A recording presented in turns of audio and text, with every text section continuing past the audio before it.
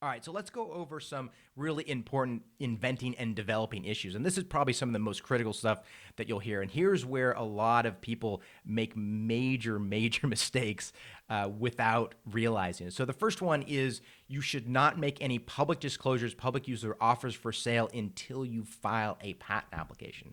The reason is because rights are lost in nearly all foreign countries immediately upon a first public disclosure, public use, or offer for sale.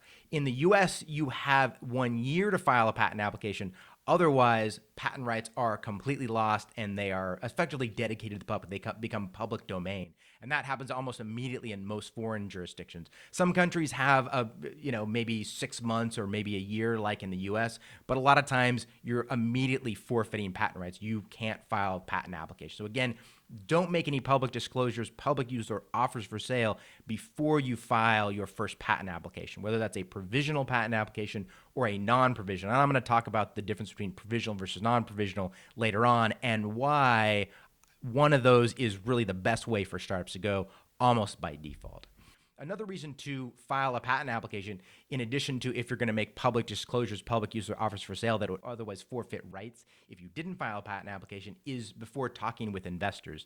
This can be really beneficial because, one, you go into the pitch, you say, hey, we're patent pending, and you have a priority date, and you can talk openly about the technology then, right? It shows that you're more serious, you've invested in IP, that makes your pitch a lot better. And again, being able to be more open about it, that's really beneficial. And for those of you who haven't been involved in raising capital, hopefully you understand that you have to be really careful with investors. A lot of times people say, well, I want to have them sign NDAs and things like that. And that can be really off-putting and insulting. And a lot of people peg you as being a newbie, not knowing what you're doing. So the better thing to do, instead of being scared about talking about your technology and maybe trying to make somebody sign an NDA, is to just file a patent application.